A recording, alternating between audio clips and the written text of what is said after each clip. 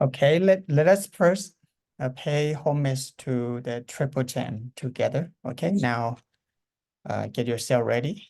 Okay.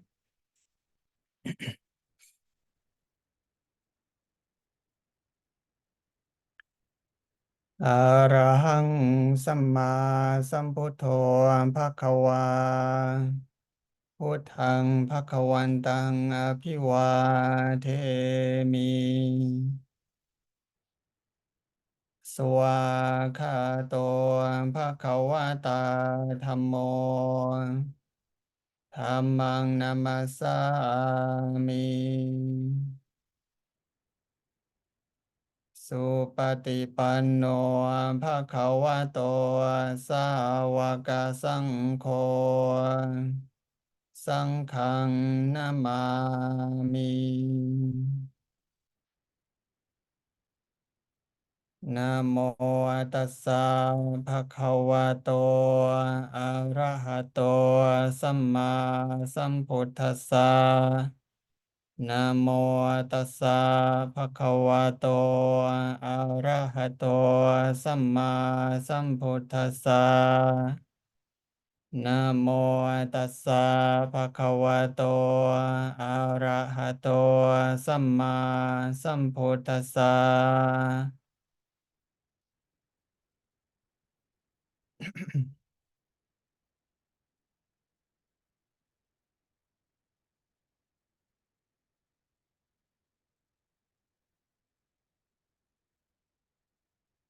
Okay.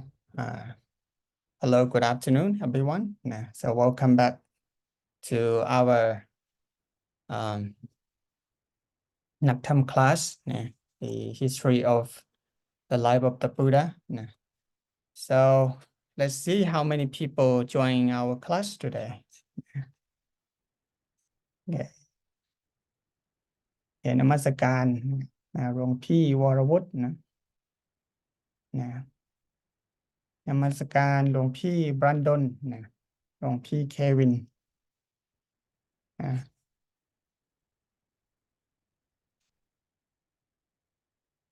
and we have baby share Ego Eswek, okay, Melissa, Sitikan Spencer, and Yomun, okay. So today class, so I plan to have this class as a final class, and next time maybe we are discussing about having the final examination, our test. So this week, I hopefully we can cover all the topic that we have been discussing so far. So this week we going to continue another chapter about the last the last record of final the last part of the life of the Buddha in chapter 12 and include the chapter 13. So this part is one of the most important parts in the history of the life of the Buddha. So there's many important point that we're going to learn from this last two chapter. Okay, before we begin, I would like to take a little bit recapture our last class.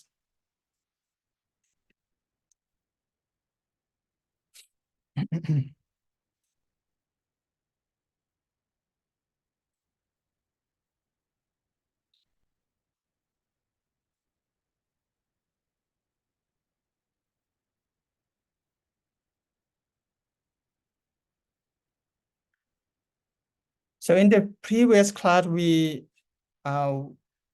studied and we talked about the Buddha went back to teach his relative in Kapilavatthu. It's a journey in Veluvana to Kapilavatthu kingdom. That's the king Suddhodana would like to see his son, the Buddha, and he sent the invoice to invite the Buddha going back to visit the kingdom.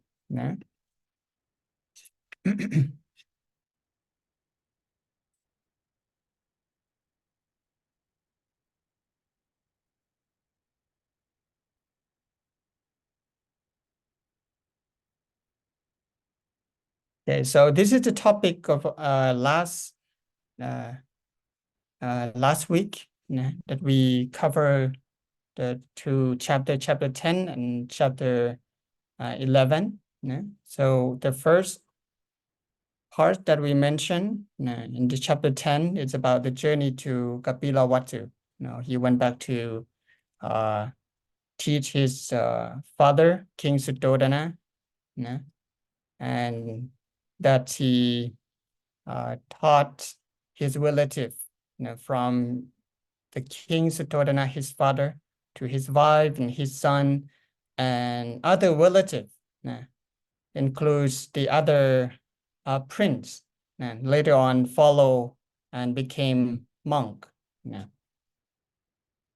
And in the chapter 11, we talked about the journey to Kosala kingdom, the invitation of the millionaire named Ananda Pindika, the one who built the temple named Jetavana and donated to the Buddha, and he bought a very expensive land from the prince named Jeta, and later he built a temple for the Buddha and the Bhikkhu to live in there, called Jetavana. And in the Kosala kingdom, in the city of Savatthi, there was also another main supporter. Is her name is Visakha, and the lay female disciple of the chief lay female disciple of the Buddha, and she donates built the temple named Boparam to Buddhism in Savatthi city. And that is considered as one of the two important Buddhism. And there's also many things happen in the Savatthi city, So you may, if you have learned about or read about different sutra, many important story that's we have heard in the life of the Buddha, like the story about Angulimala and the mother that become monk, and also happened there in Savatthi. And the story about Kisa Kotami, Kisa Kotami, who her son is dead, and she wanted her son to restore, and she went to the Buddha and asked the Buddha for help, and finally, and the Buddha instruct her by let her understand the nature of death, by let her to find a metta seed, that if he could bring the metta seed to him, he will help her son. But finally, she found that and learned that death is come to all, and every house that she went to ask, all family experience and death and separation. So these example of the story, it happened in this kingdom, in Kosala and Savatthi, and Jetavana and the temple that donated by Ananda Pindika he spent most of his time around totally 19 years, 19 vasa, at this temple. It's considered as the longest he spent his time teaching the people in this kingdom. So that is about the previous class. Okay, let us take a short review about the previous last week. So question number 1, what is the name of the first monastery in Buddhism? Okay, anybody? Okay, first Mahabodhi, A, B, Mahadevi, C, Veluvana, and D, Parinivana. So A, B, C, or D. So this is easy, right? The Veluvana, the first monastery. And this offered by King Bimbisara, and the king of Ratchakha city in Ratchakha kingdom. And the second question, what's happened to a group of the envoy sent to invite the Lord Buddha?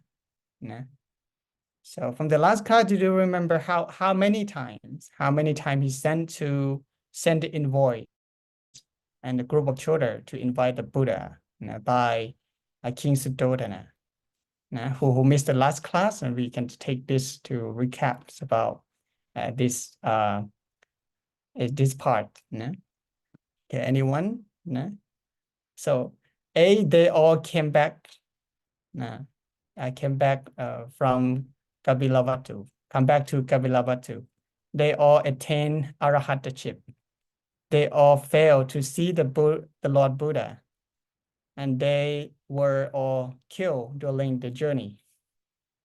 Which one is the correct answer? Okay.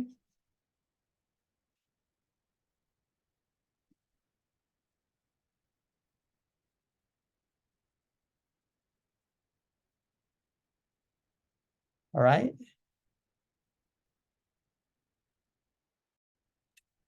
So the answer is so all the invoices sent by the King Suddhodana.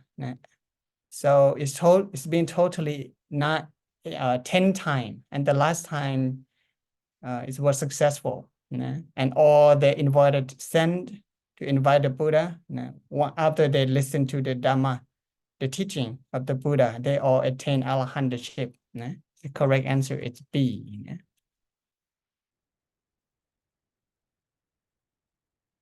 Okay, now question number 3, who ordained Prince Rahula? Okay, let's maybe random and ask someone maybe. Okay, so Melissa, I'm not sure you joined the last week. Melissa Shang, do you know I didn't join last week. Can you repeat it again? Okay, this is showing. Sorry, I didn't join last week. Okay, can you guess which one? Lord Buddha, Venerable Ananda, Moggallana, or Sariputra? The Lord Buddha. Nah. A. So the one who ordained or ordained for the Prince Rahula and the Buddha's son. So the Buddha told the Sariputra to ordain the Prince Rahula. And so the Sariputra is the one who ordained for Prince Rahula. The answer is D. Not the Lord Buddha, not Ananda, and not Moggallana. Sariputra. All right. So next question: what is the name of the minister the minister who finally succeeded in inviting the Lord Buddha to visit Kapilavatthu? Okay. So A, Galudayi, B, Asita, C, Channa, and D, Junda. Okay. Eko Eswek, can you answer to this question? I think it was A. It was A, right? So Galudayi. Galudayi, and that's correct. So Galudayi is he was the leader of the last group of the envoy that's sent by the king Suddhodana. And before he leave the kingdom, he leave the city. He asked the permission from the king that he too want to ordain. And so after he had the permission, and he went to the Buddha and listened to the Dharma, and he asked the Buddha to ordain, and finally he also attained arahantship. But he's the one. But after achieving enlightened, becoming arahat, he didn't forget to his mission to invite the Buddha back to Kapilavatthu. So the answer is A, Galudayi. So number 5, who built Buparam temple in the Buddha time? A, Sujata, B, Visakha, C, Mahapajapati Gautami, and D, Samawati. Okay.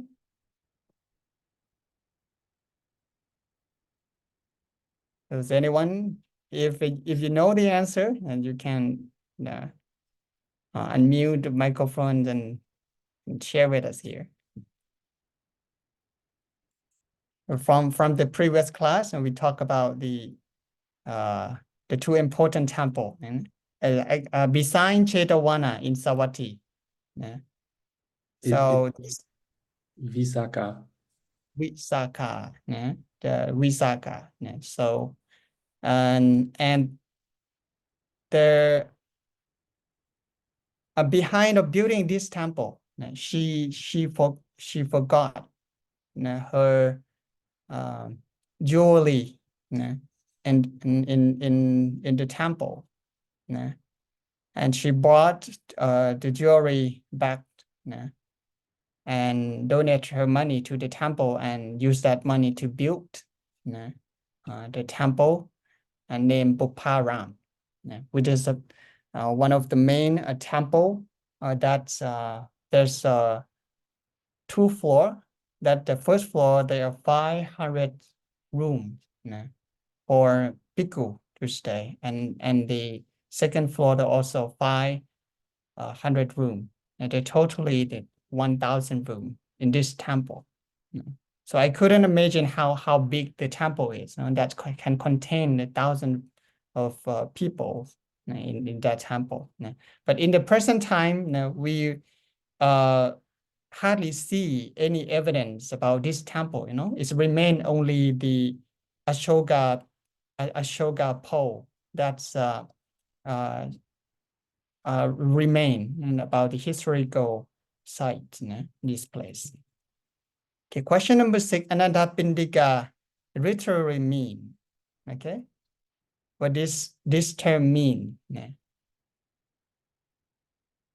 So A, goldsmith, B, extreme happiness, C, he who has found meaning of existence, and D, a poor person, lumps of rice. Okay, so Anandapindika, Anandapindika means a poor person, lumps of rice. D, the answer is D. Anatta is a poor person. Bindika, Bindika is lumps of rice. Okay, so this week and this before we continue the chapter, let us check, maybe have a surveys on, maybe some of you may have maybe information before we begin the next chapter, chapter 12.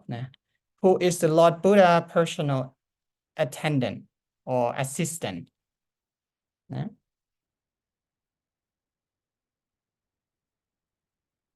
Does anyone know who is the Buddha? Ananda. Ananda. Ananda, that's correct. Ananda. Where did the Buddha attain parinirvana? So does anybody know?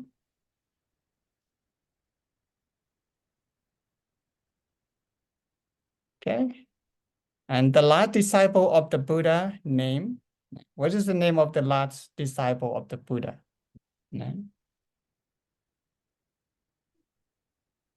And who offered the Lord Buddha last meal? Okay.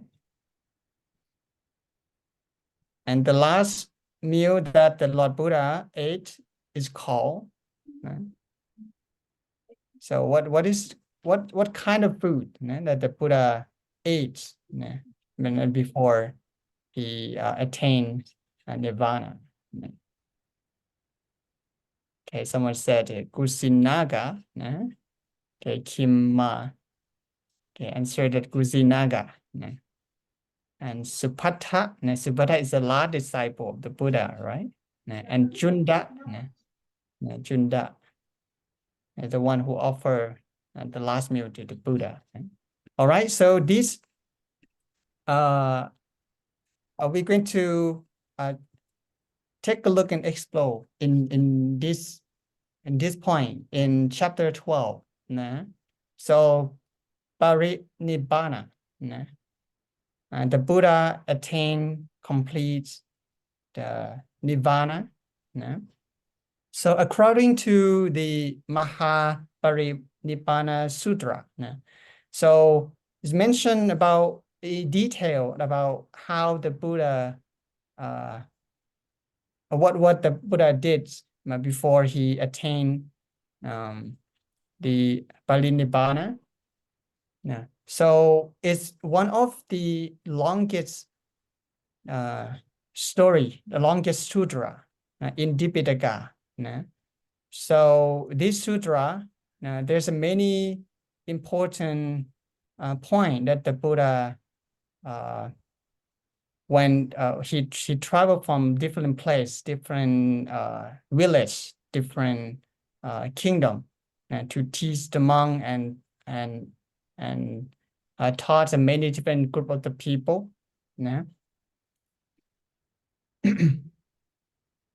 So, and this is the journey, his trekking of the Lord Buddha. In the Mahaparinibbana Sutra, it starts mentioning about when the Buddha stayed at the Rajagaha, is Makata kingdom, and then he start to travel from Rajagaha to Vaisali. Now, Vaisali is the last place that he spent his last rainy retreat. In his 45 Vassa, he spent his time here teaching the bhikkhu. And in Mahaparinibbana Sutra, it's going to be about the journey from Vaisali, here, this city, to Kusinaga, where he attained the final, the last complete Nibbana there. So you see that here he started trekking from Rajagaha and up to the north and to Vaisali and to the Kusinaga. So this is a large journey of the Buddha and traveling. All right, so at the age of 80, and the Buddha in his 45 vassa, and at that time he was old, and the Buddha he was deadly sick,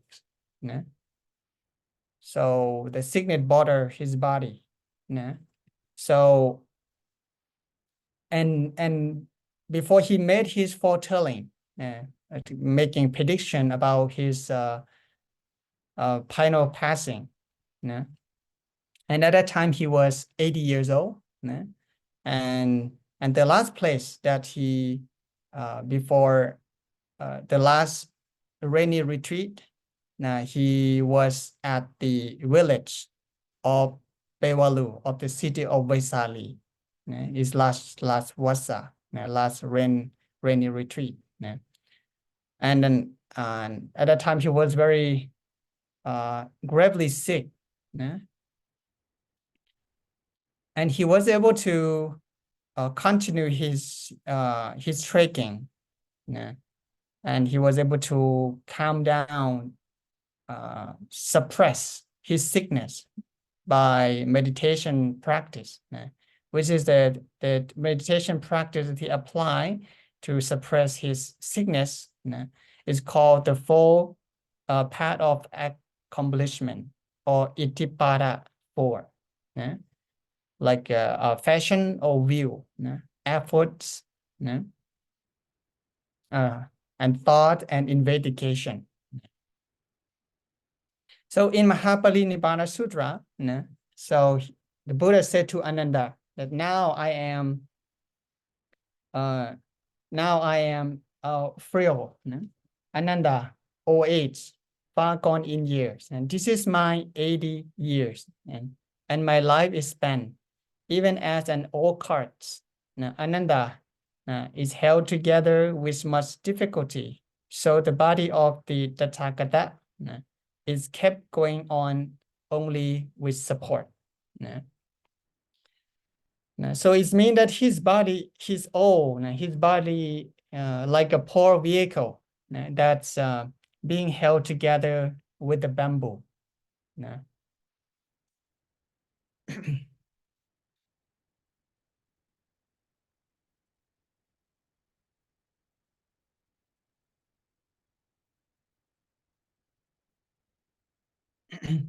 And the Buddha continue to before he leave the Vaisali, and he said that present Ananda is Vaisali. Present are the shrine of the Udena. Udena is a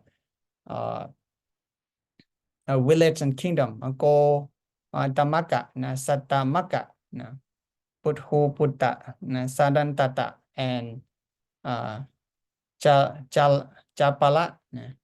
Whoever Ananda has developed, practice, employ, strengthen, maintain, scrutinize, and brought to perfection to four constituents of psychic power could, if he so desire, remain throughout a war period or until the end of it. The Tathagata Ananda had done so. Therefore, Tathagata could, if he so desire, remain throughout a world period or until the end of it. So from this remark of the Buddha, he trying to give the Ananda hints to invite him to stay and still the we call until the war periods. So the war periods here in the sutra I mentioned the one kappa. And one kappa is the average of the life of the people at that time. So in the translation, it means that's about 100 years of the average age of the people at that time. So saying this, that if anyone who practice meditation on the Itipada 4 or the four path of accomplishment could stay as long or even more than 100 years. But the Ananda didn't understand what the Buddha trying to give a clue for him to invite the Buddha. And the Buddha told Ananda to leave and take a rest. So when the Buddha was alone, the Mara came to ask him. So we call it the Mara appeal. So he came to remind the Buddha what he said when he just first achieved enlightenment. That the Buddha made a commitment that if his disciple, the bhikkhu, bhikkhuni, man and lay woman, disciple are not stable, not wise, he will not attain the complete nirvana. And the Mara approach came to the Buddha, and said to the Buddha that now, oh Lord, let the blessed one come to his final passing away. Let the happy one utterly pass away. The time has come for the Parinibbana of the Lord.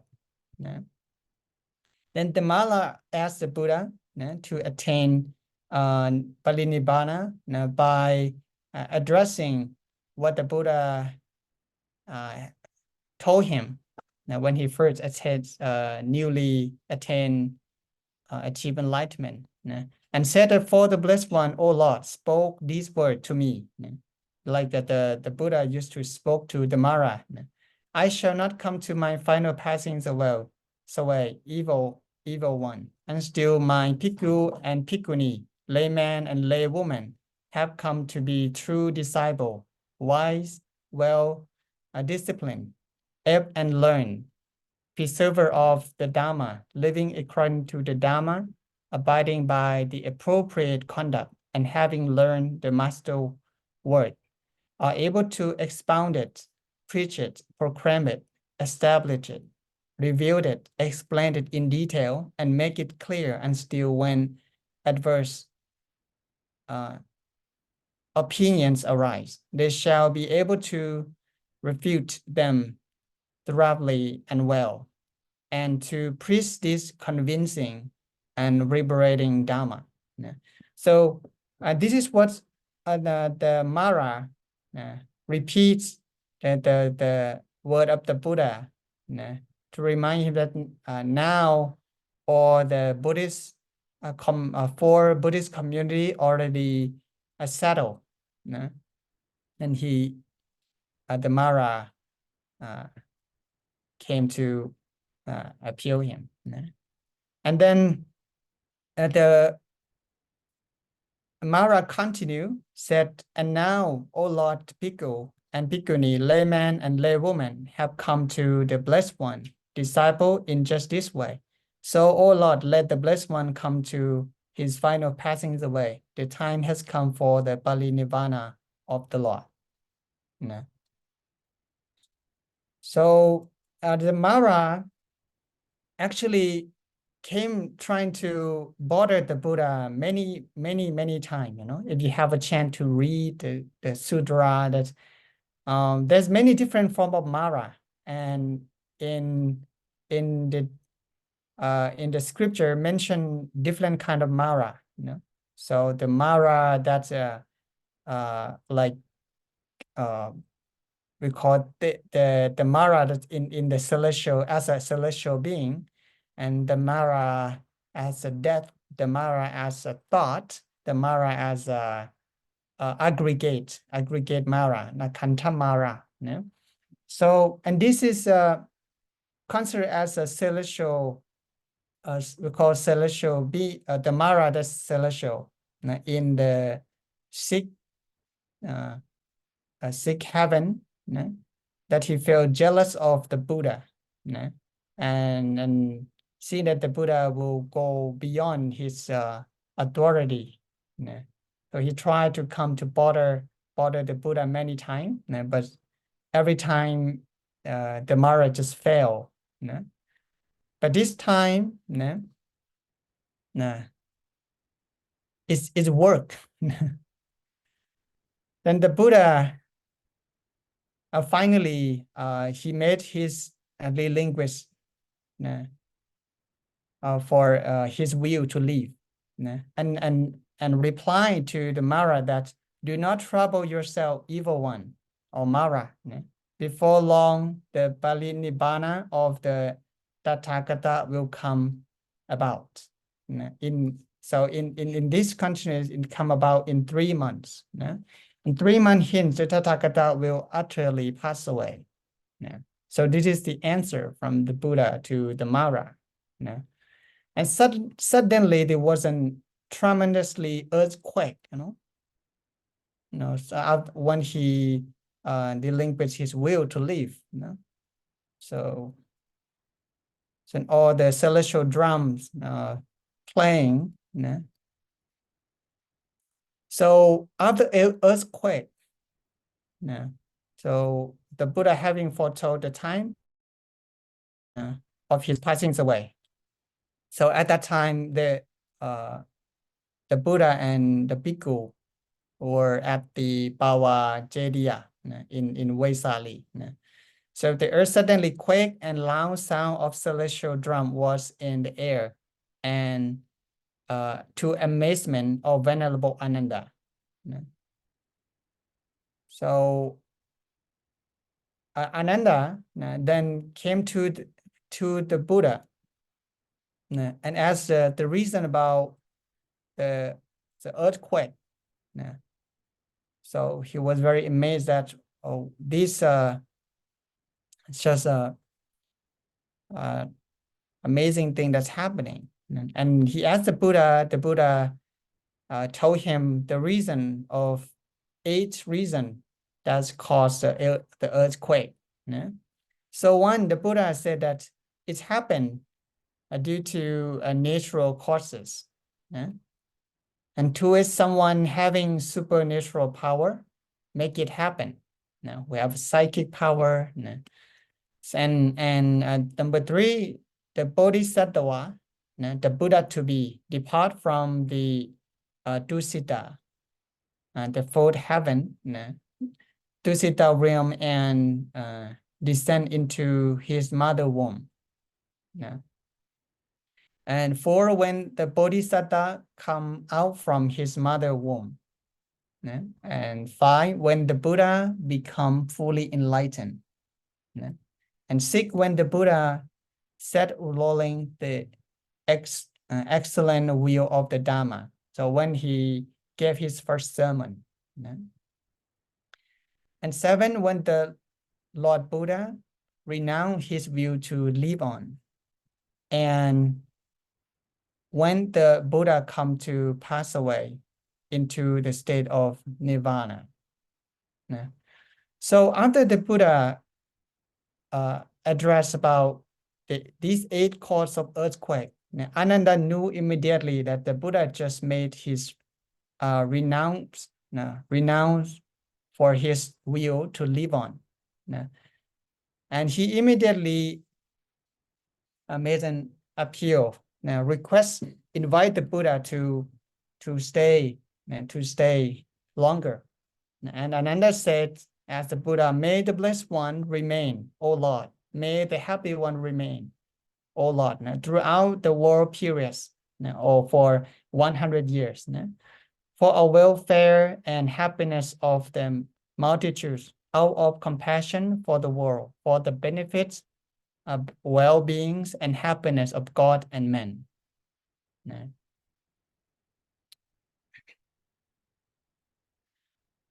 So, but the Buddha told Ananda that he has made his will to live. In the next 3 months, he will attain the complete nirvana, and he already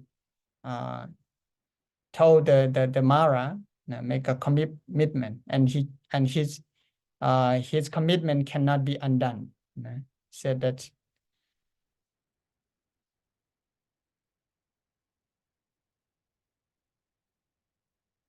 And the Buddha and the Bhikkhu now start to trek from Vaisali and to the Kusinaga and Kusinara to the Buddha. For the Buddha, he have the mission going to teach the monk in different place during the way going to the Kusinara.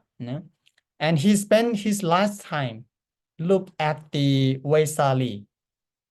So it's called the elephant look. In Mahaparinirvana, it said he looked the Vaisali,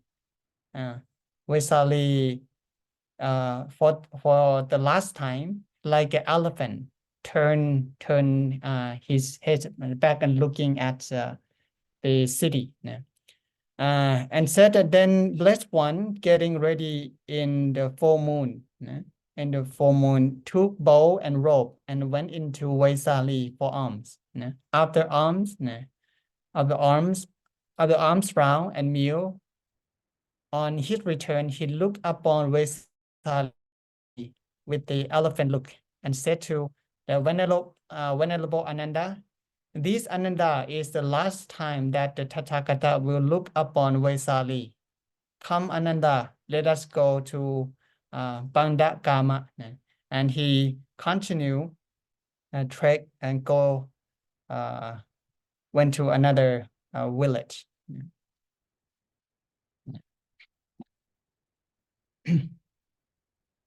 So the Buddha last meal. So now the Buddha came to arrive at the Bawa. It's near the at the Bawa near the Kusin, very close to Kusinara. And there, and at the mango grove is that belong to the Junta. So the Buddha spent his time there, and Junta invite the Buddha and offer him food, offer him the meal. And what's mentioned here, and Junda, the metal worker, or sometimes they translate as a goldsmith, came to know the blessed one. They say has arrived at Bawa, and he's staying in my mango grove. And he went to the blessed one, and having respectfully greeted him, sat down at one side, and the blessed one instruct Junda, the metal worker, in the Dharma and rounds, edify and gladden him. And then Junda spoke to the blessed one, saying, "May the blessed one, O Lord, please accept my invitation for tomorrow meal, together with the community of Bhikkhu." And by his silence, and the blessed one consented. So the Buddha accepts the invitation of the Junda by keep silent after his invite him. Sure then of the blessed one consent, Junda, the metal worker, rose from his seat, respectfully saluted the blessed one, and keeping his right side toward him, took his departure, and then he leave. And the next morning, the Junda offer the Buddha and the Bhikkhu, the monk, at his house. So mentioned that and Junda, the metal worker, after the night had passed, had choice food, hard and soft, prepared in his abode, together with a quantity of Sukaramatawa, and announced it to the blessed one, saying, "It's time, O Lord, the meal is ready." And thereupon the blessed one, in the forenoon, having got ready, took bow and rope, and went with the community of Bhikkhu to the house of Junda, and there sat down on the seat prepared for him.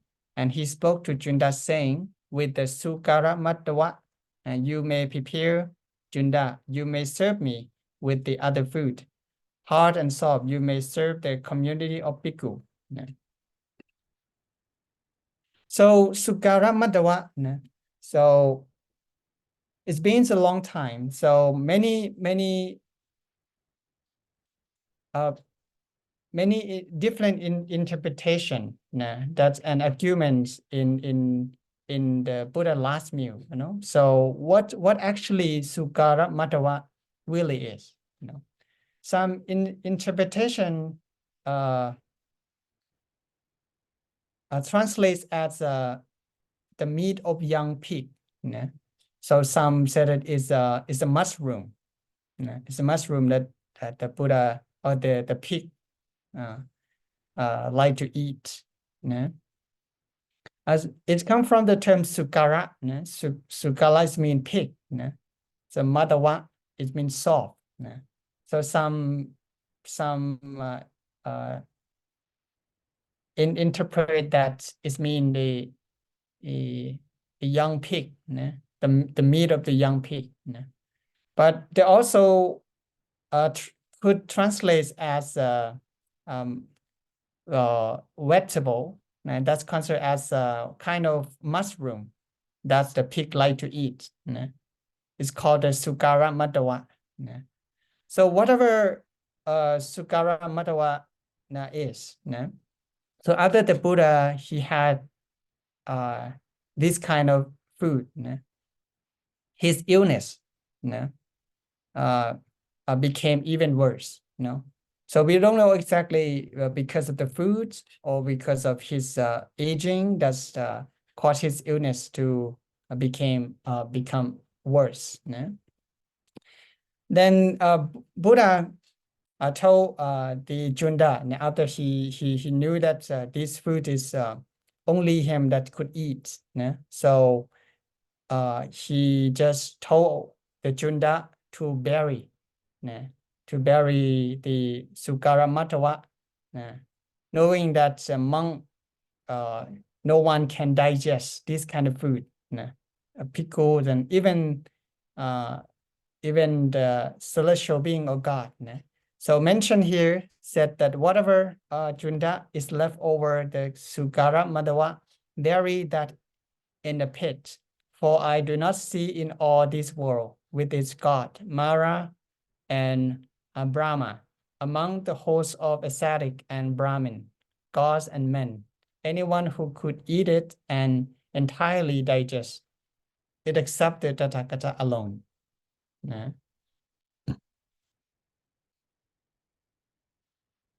So then it's continue that said, and soon after the Blessed One had eaten the meal provided by Junta, the metal worker, a dire sickness fell upon him. So sharp sickness, sharp pain arising on his body. Even dysentery, and he suffered sharp and deadly pain. But the Blessed One endured them mindfully, clearly comprehending and unperturbed. So his mind not disturbed by the pain that's arising from that sickness. Then the Blessed One spoke to the Venerable Ananda, saying, "Come, Ananda, let us go to Kusinara." Doesn't mean he still can carry on and deal with his pain after having his meal. So along the way, traveling to Kusinaga, so the Buddha and the Bhikkhu was about to crossing the river, and at that time the Buddha, he was very thirsty. He really like to drink the water, and asked the Ananda to take the water for him. So there's just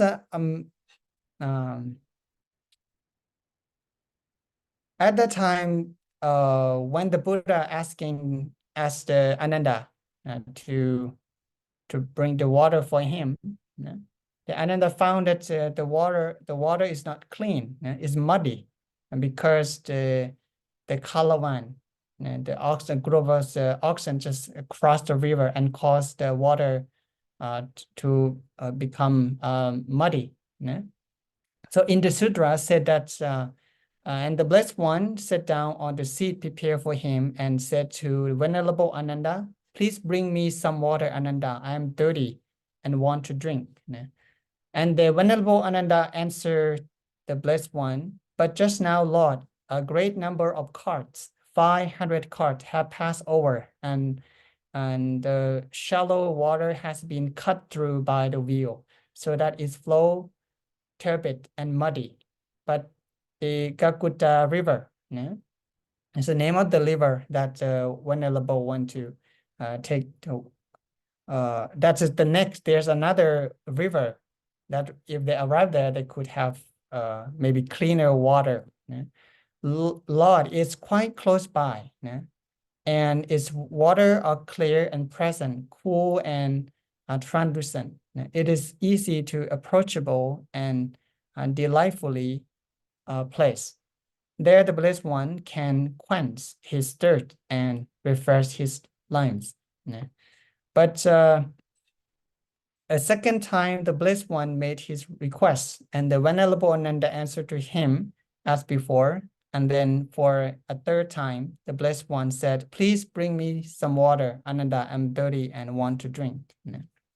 So the Buddha insists for 3 times to telling the Ananda to bring him water. Then the Venerable answered saying that, so be it, Lord, and he took the bowl and went to the stream, and the shallow water, which has been cut through by the wheel, so that flow turbid and muddy, became clear and settled down, pure and present, as the Venerable Ananda drew near.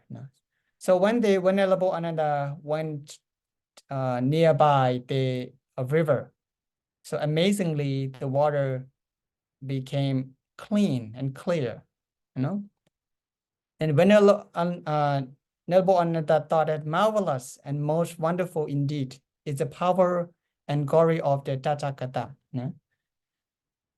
And he took up water in the bowl and carried it to the Blessed One and said, marvelous and most wonderful indeed is the power and glory of the Tathagata for this shallow water which has been cut through by the wheel, so that its flow, turbid and muddy, became clear and settled down, pure and present as I drew near. Now let the Blessed One drink the water, let the happy one drink, and the Blessed One drank the water.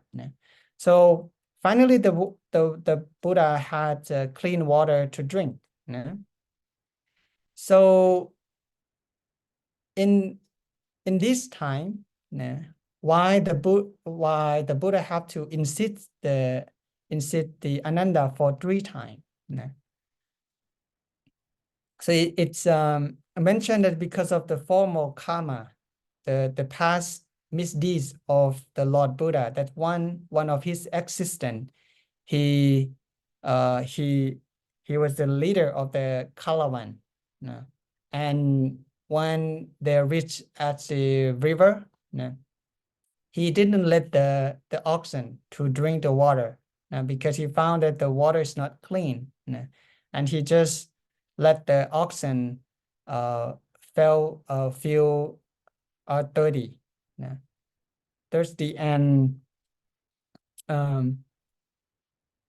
he let the Kalawan, the oxen, until they found the cleaner water, and because of that, he made the oxen feel thirsty. So with that karma, and before he attained the complete nirvana, that's karma came to reap, and that's the reason why he has to insist the Venerable Ananda for 3 times, to bring him water. So that's instead about the power of the potency of the power of karma, you know. So karma is a natural law that's even though even the Lord Buddha also not beyond the karma law, the karma law. So in the proverb said that there's none of power that can be compared to the power of karma.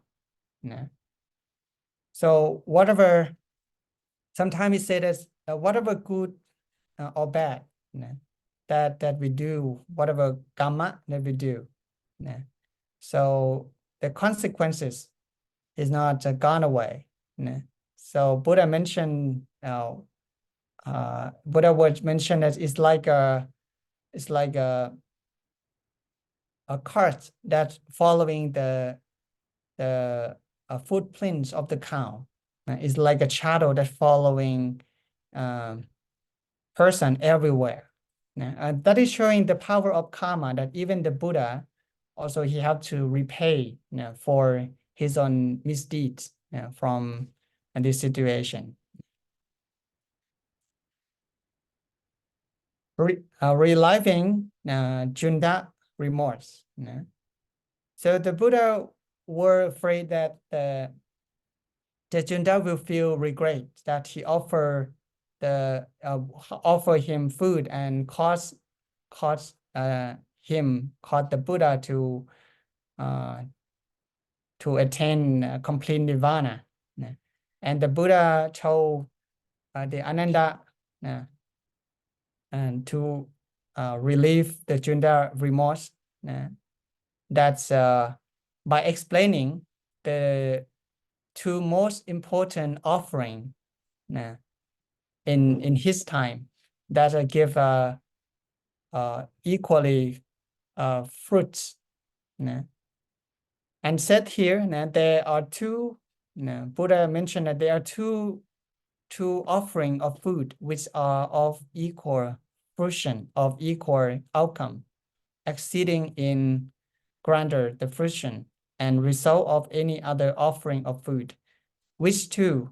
The one partaken of by the Tathagata before becoming fully enlightened in unsurpassed supreme enlightenment, and the one partaking of by the Tathagata before passing into the state of nirvana, in which no element of clinging remain. By his deed, the worthy Junda has accumulated merit which make for long life, beauty, well-being, glory, heavenly rebirth, and serenity. So shortly, it means that the two offering, that's important and give great fruition. Was when the Sujata offer his meal, and the second time is when the Junda offered the meal.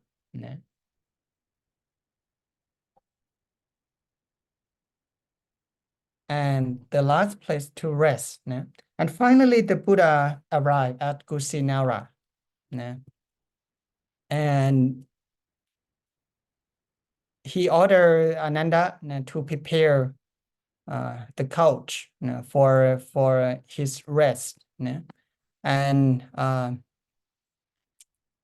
said to Ananda, that's then the Blessed One addressed the Venerable Ananda, saying, "Come, Ananda, let us cross the farther bank of the Hiratawati and go to the Mala Sala Grove, in the vicinity of Kusinara. Is near the city of Kusinara. And the Blessed One, together with large company of bhikkhu, went to the farther bank of the river Hiratawati to the Sala Grove of the Mara, in the vicinity of the Kusinara, and there he spoke to the Venerable Ananda, said, please, Ananda, prepare for me a couch between the twin Sala tree with the head to the north.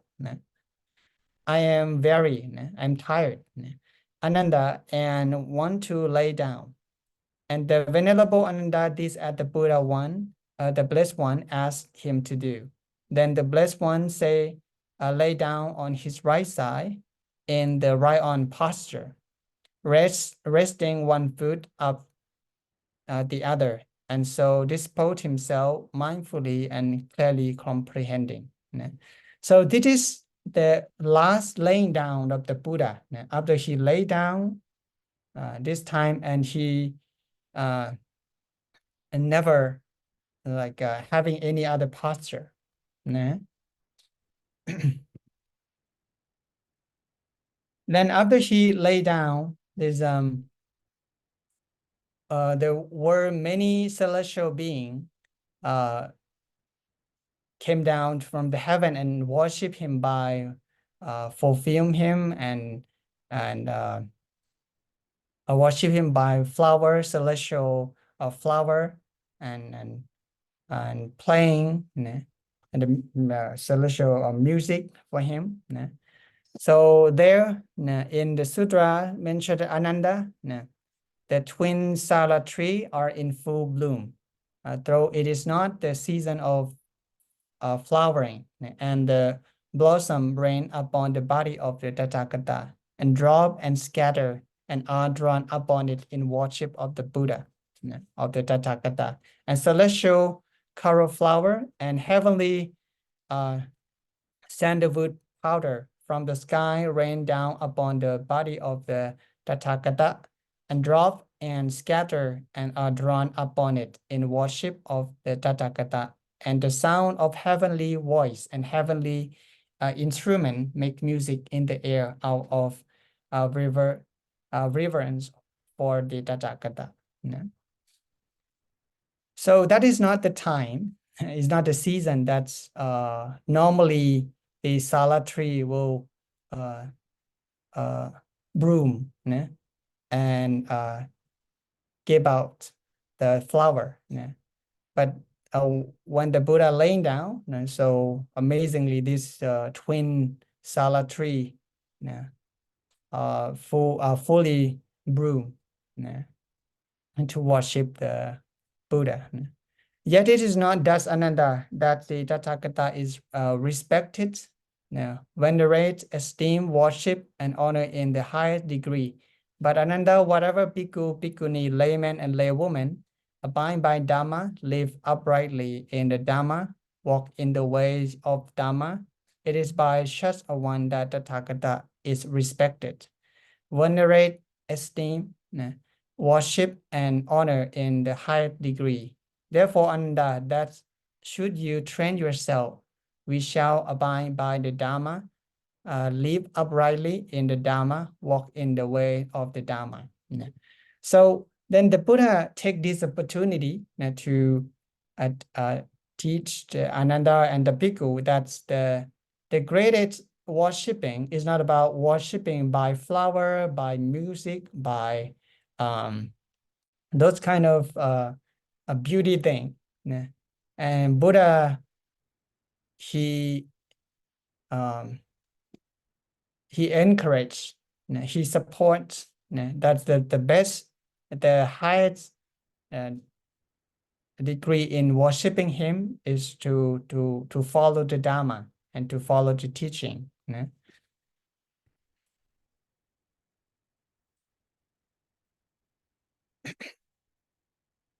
So then the Ananda, he were with the Buddha after knowing that the Buddha will surely will attain complete nirvana, and he was worried that when the Buddha passed away, so how can the bhikkhu and people come to see him for their benefit to make a merit, So, and Ananda worried that how should his follower, the monk Bhikkhu and Bhikkhuni, worship him after he passed away. And the Buddha and Ananda state that formerly, Lord, on leaving their quarter after the rain, the Bhikkhu would set forth to see the Tathagata. And to us, there was the gain and benefits of receiving and associating with those very revered. Bhikkhu who came to have audience with the Blessed One and to wait upon him. But Lord, after Blessed One has gone, we shall no longer have that gain and benefits. So then the Buddha told Ananda that there are 4 places, Ananda, that's a pious person who believe in Buddhism, should visit and look upon with feeling of reverence. What are 4?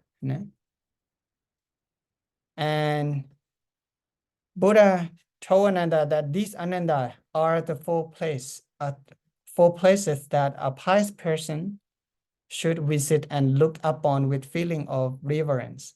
And truly they will come to these places. Ananda, pious bhikkhu, bhikkhuni, layman, and laywoman. Reflecting here, the Tathagata was born. Here, Tathagata became fully enlightened in unsurpassed supreme enlightenment. Here, the Tathagata set rolling the unexcelled wheel of the Dhamma. Here, the Tathagata passed away into the state of Nibbana, in which no element of clinging remains. So, and the 4 places that the Buddha stayed in the sutra here is a place where he was born. So, present day is Lumbini. And the place where he attained self-enlightenment.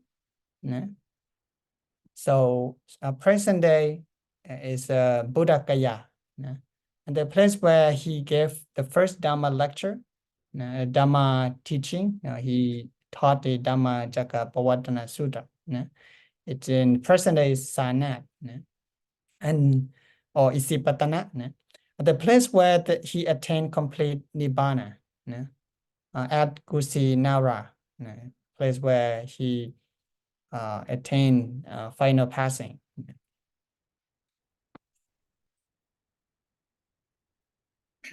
And the Buddha made his remark, saying his final exhortation, warning them, the bhikkhu. Now Blessed One spoke to Venerable Ananda, saying that it may be, Ananda, that to some among you the thought will come, and it is the word of the master. We have a master no longer, but it should not, Ananda, be so considered, for that which I have proclaimed and made known as a Dhamma and discipline, that shall be your master when I'm gone. So it means the Buddha told that maybe if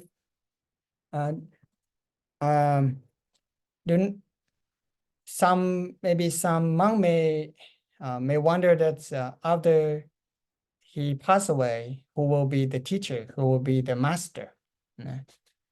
So then the Buddha mentioned that you should not think so. So whatever Dhamma, whatever discipline that he lay down will be your master after he passed away. And that is the final exhortation of the Buddha.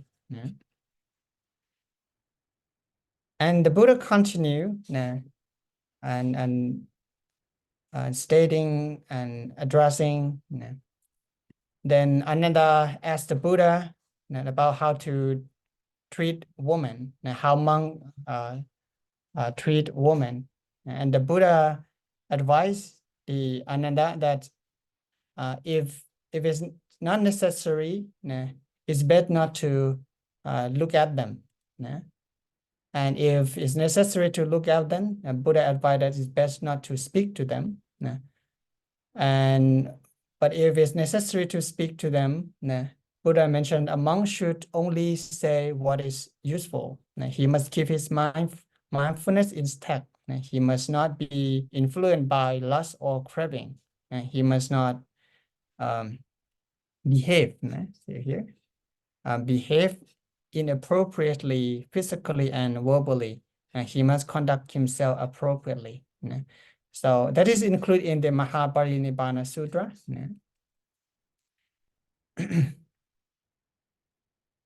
So then the Buddha continue tell the Ananda how to treat his body. So he ordered the monk and Ananda that his disciple who are monk must not do anything with his body. And let the people, let the king, let the Brahma to organize and deal with his body, and not let the bhikkhu to get involved with organizing the funeral. So let the king, Brahmin, and wealthy people who believe in him worship his body and treat his body in the same way that the body of a universal monarch is treated. Enshroud his body with a white cloth, followed by a layer of cotton wool, and to repeat the process of 500 times. And place the enshrouded body on an iron trough filled with oil. Over the iron trough, and place it on the funeral pile made of sandwood. And after the body has been cremated, they are to enshrine his remains in the stupa to be built at a major intersection. So that is how the Buddha told the Ananda how to treat his body after he attained Nibbana. And Buddha also told Ananda about the four kind of person that should be enshrined in the stupa. First is the Lord Buddha, and second is the Pacceka Buddha, and third is the Arahat, and fourth is the universal monarch.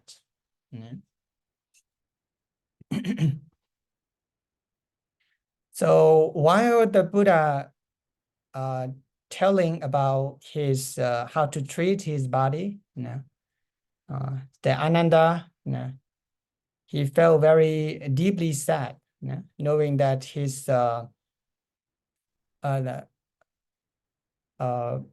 religious leader, the Buddha, will finally leave him.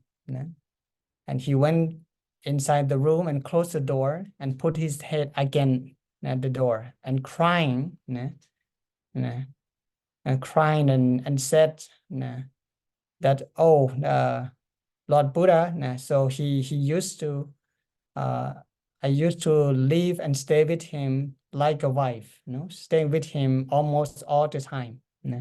So wherever he went, so he followed him like a wife. Now he will depart from me.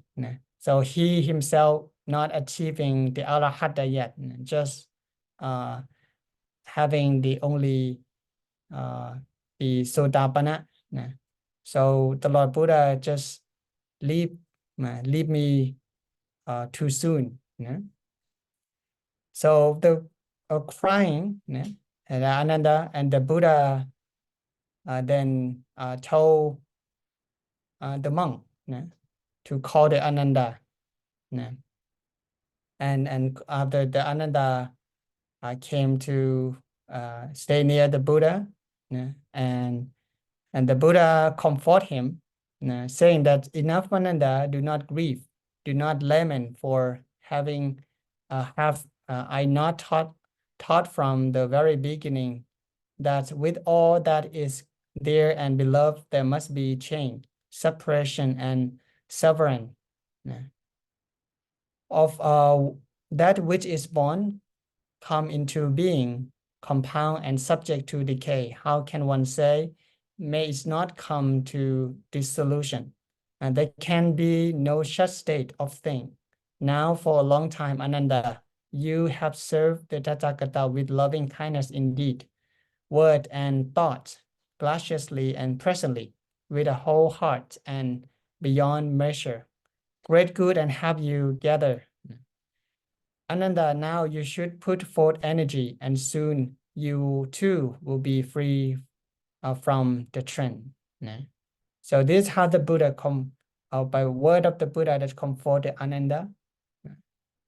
And that's in the future, he too will become the Arahanta from the next 3 months.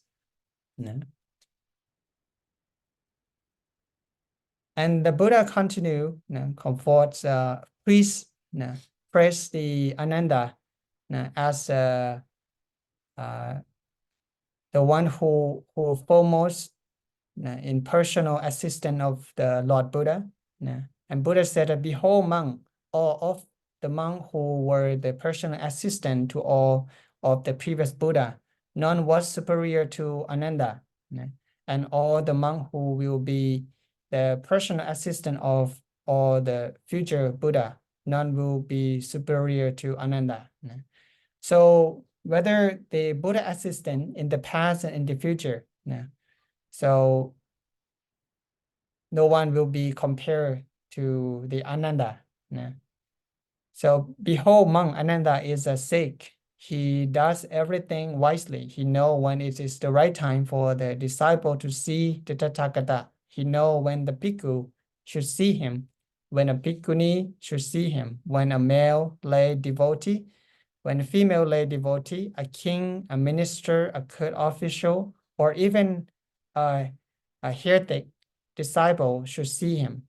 Ananda knows very well and is very thorough in every aspect.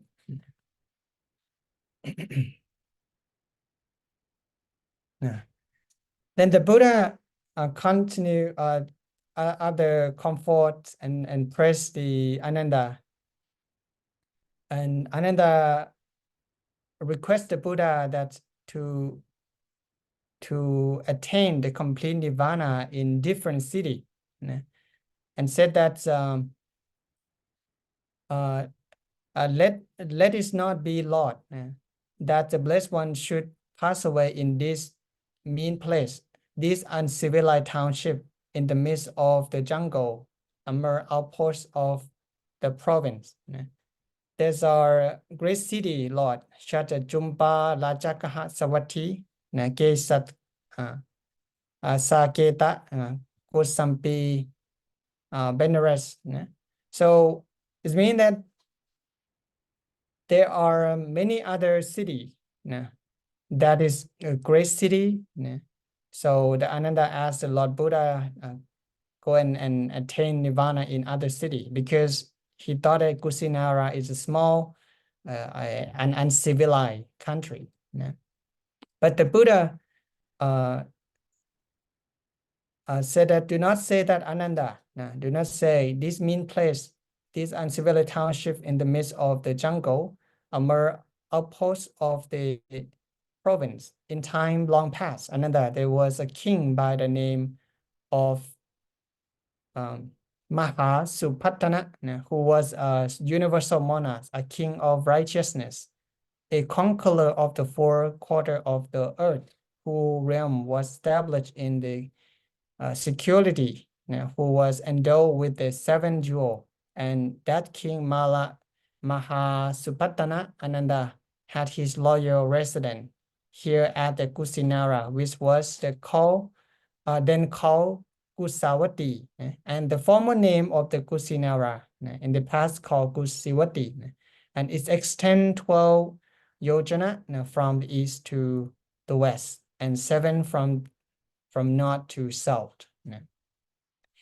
So the Buddha said that the Kusinara in the past is not a small city, but it used to be a very civilized town that one there was a universal monarch named Mahasupattana who ruled this city.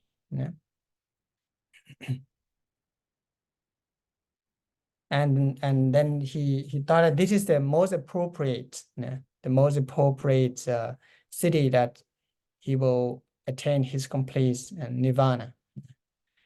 And next is about the Buddha, a last disciple, Supatta. Then there was a wandering ascetic named Subhadda. So came to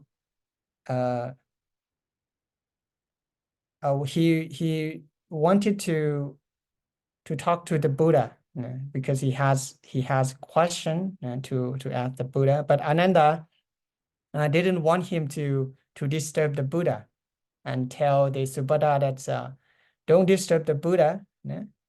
Don't disturb the Buddha. The Buddha is tired.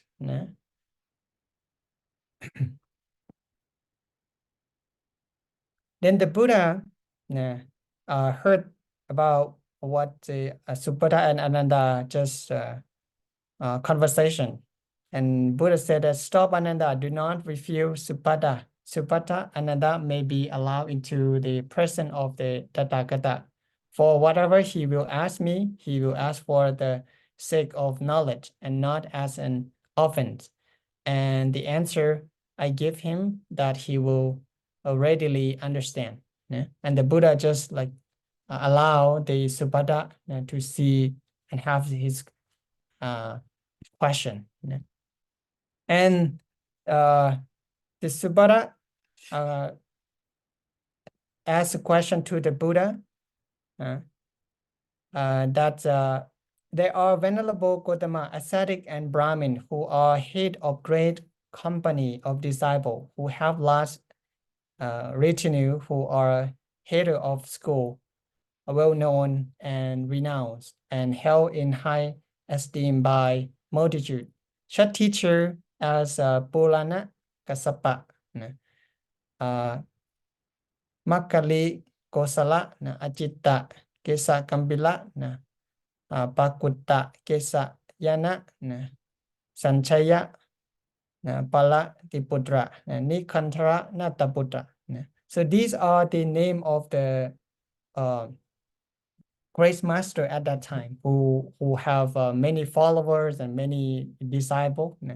And the Subhadda asked that, are these teachers in this teacher community have the enlightenment or enlightened person?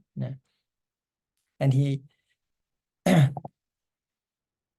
then the Buddha answered to Subhadda that behold, Subhadda, whichever religion does not eat the noble eightfold path, the full holy personage cannot happen in that religion. My religion is the only one that teaches the noble eightfold path. Therefore, the full holy enlightened person or personate happen only in this religion.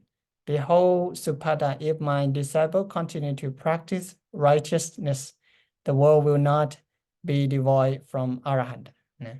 So Buddha mentioned that the Arahanta or the four holy personate exist only in the religion that's taught teach the noble eightfold path, and the noble eightfold path is only taught in the in his religion. And he said that if his disciple continue practice the noble eightfold path, the world will not lack of Arahant.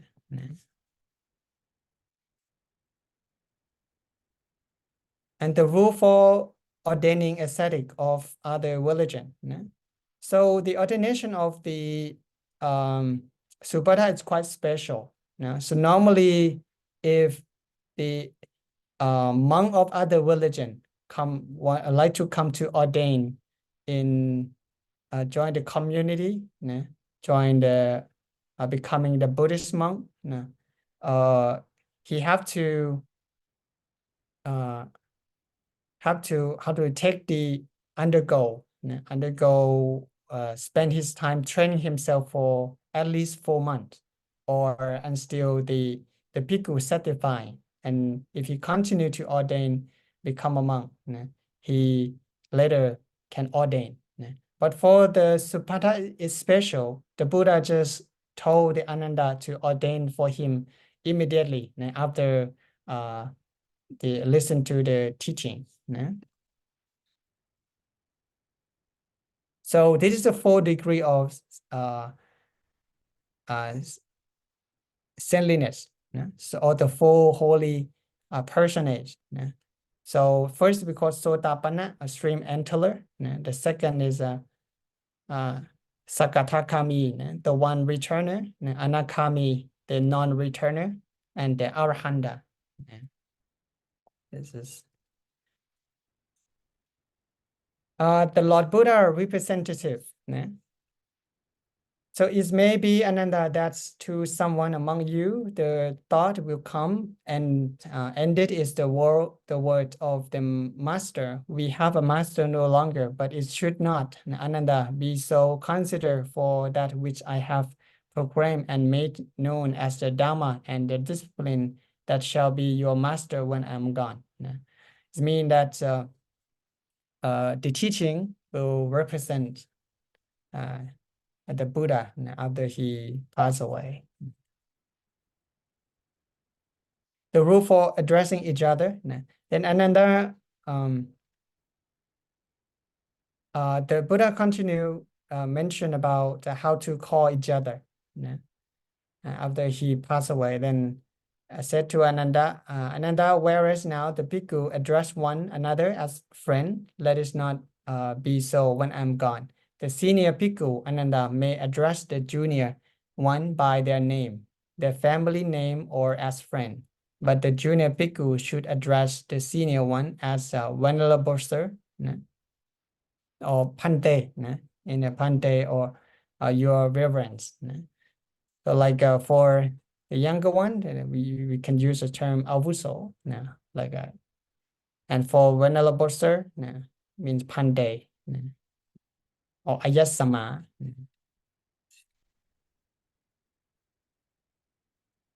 So the Brahma punishment, the Brahma punishment. And the Buddha mentioned, said, behold, Ananda, after I'm gone, if the Sangha, which they can cancel some of the minor disciplinary rule. As regard to the monk Channa, who has been stubborn and difficult to teach because he regards himself as having been Prince Siddhartha trusted or loyal page, the Lord Buddha told Venerable Ananda that the monk are the exact what is termed Brahma punishment as punishment for Venerable Channa, disobedient.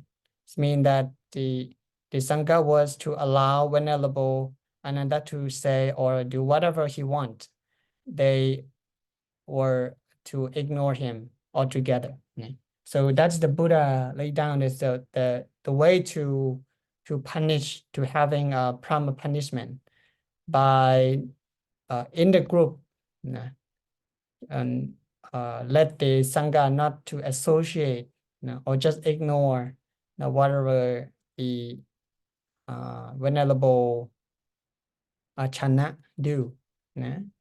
So the Venerable Channa was very stubborn, that he claimed that he was the trust of the loyal page of the Prince Siddhartha.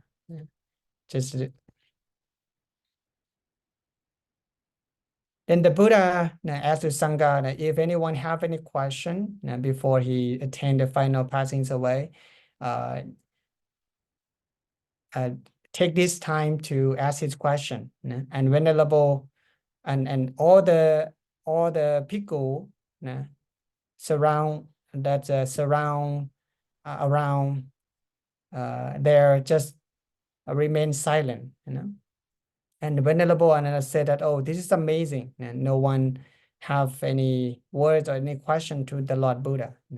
But the Buddha understood that all the monks that came to see him at that time, so all are at least attained the Sotapanna, who have no doubt in the triple gem. That's why there's no one there have any question on the Buddha.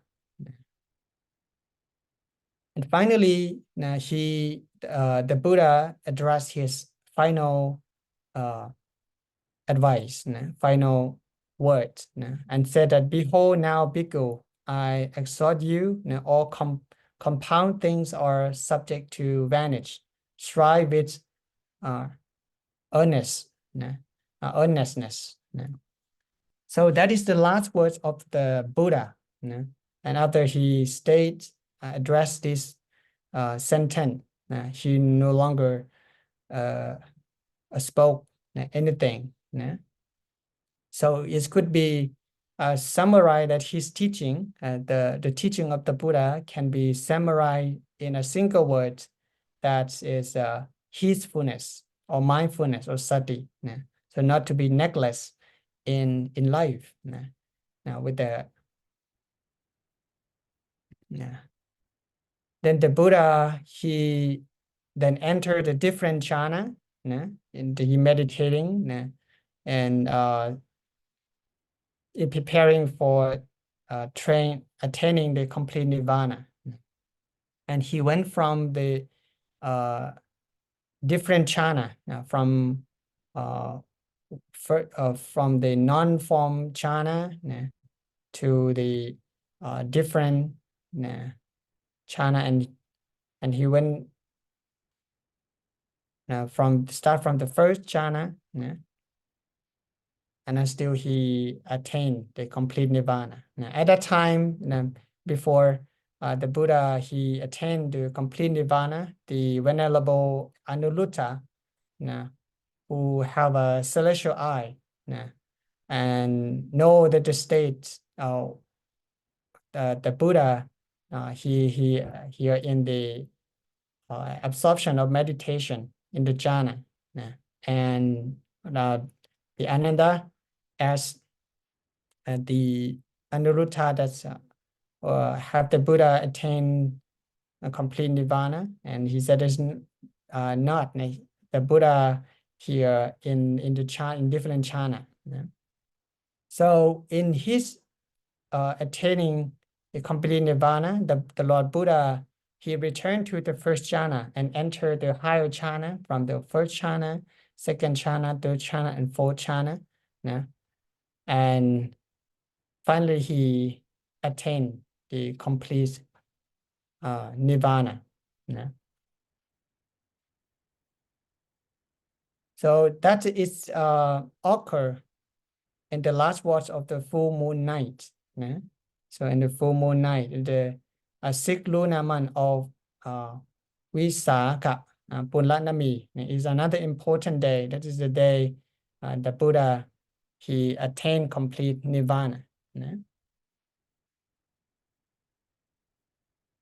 So suddenly, the earth have long causing one here to stand on end. The sound of celestial drum reverberate around the sky. Is what the great commotion of the final moment. Then the Brahma king make his remark that all living beings on earth must leave their body behind to fill the earth. Even the Lord Buddha, who possesses incomparable virtue, who has attained self-enlightenment, who is omnipotent, has to leave his body behind and attain complete nirvana. The fact should serve to rouse a sense of urgency in us. Then the Indra, the king of the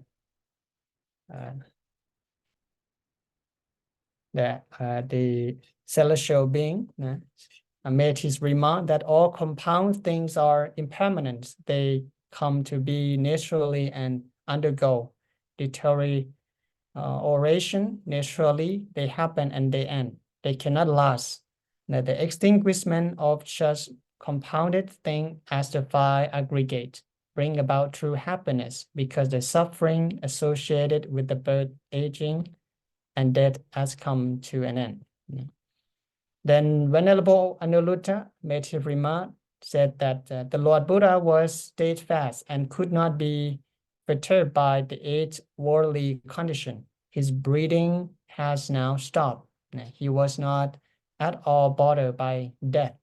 He experienced only the peace and tranquility of Nibbana. He has passed away in the manner impossible for ordinary beings. He endures suffering with perfect mindfulness. He has now attained complete Nirvana. His five aggregates are no more, just like a bright torch that is suddenly extinguished.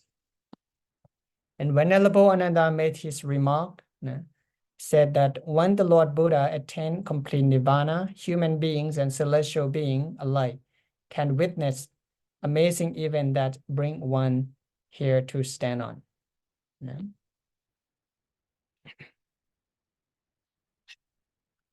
So that is the final and ending of the life of the Lord Buddha from his journey. And for 45 years that he dedicates his energies and his time teaching people and his disciple, and it's come to an end. That finally he attained the complete nirvana.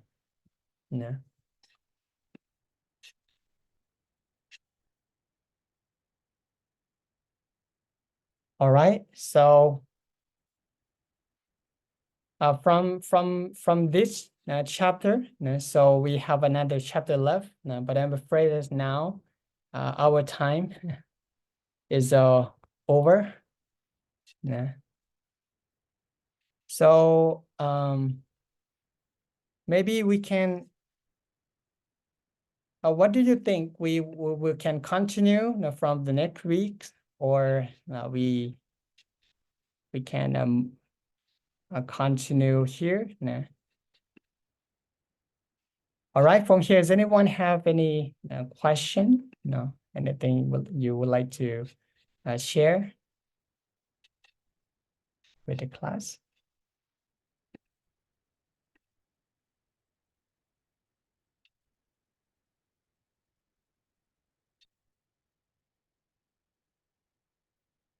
Next week's okay for me, Roland said. So, all right, so at first I thought that we can finish these two chapter in this class, but it wasn't. I had expect, So this is one of the longest a part of the life of the Buddha about the when he attained the Parinibbana. So in the Mahaparinibbana Sutra, so there's much more detail. If you're interested in doing your own research, I highly recommend to go for the and take a look at the Mahaparinibbana Sutra. And so you'll see much more detail than how and many very important part that the Buddha in his journey going to Kusinara. So I would also say let's continue next week. All right, so that's good.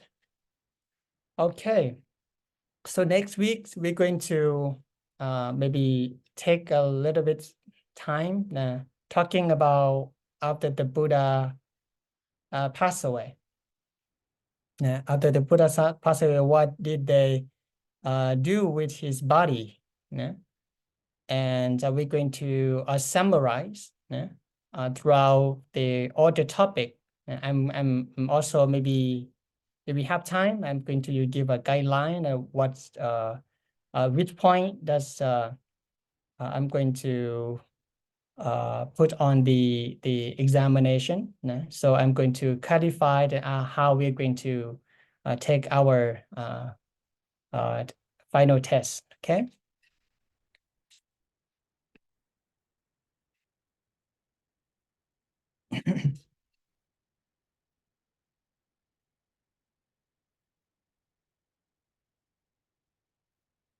You can do a general recap. Okay. So next week, I'm going to give you a guideline that include about the rest chapter and chapter 13. So there are also another important part about the council, the Sankiti, or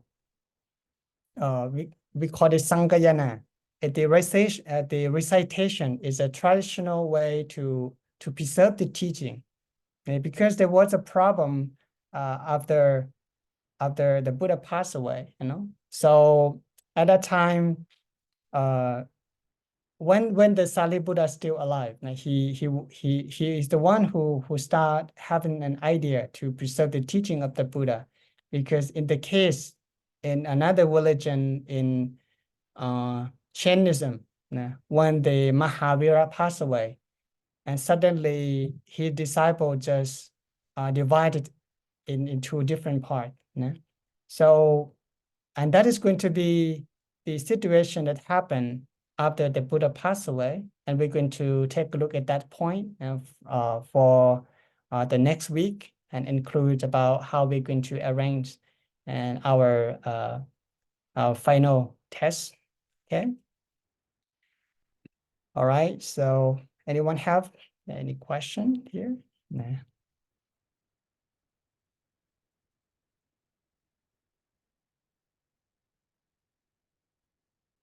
All right. So if yes, you don't have question, okay. So I wish to see you next week. So the last chapter. And now let us pay homage to the Triple Gem.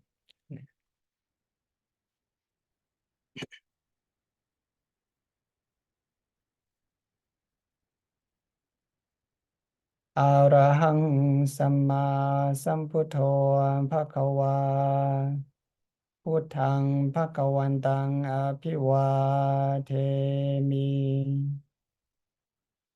Swakato Bhagavata Dhammo Dhammang Namasami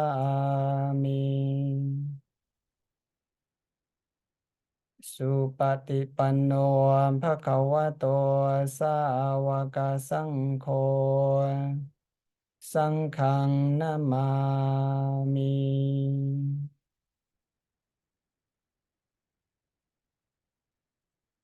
Okay, see you and see you next time. Okay, take care.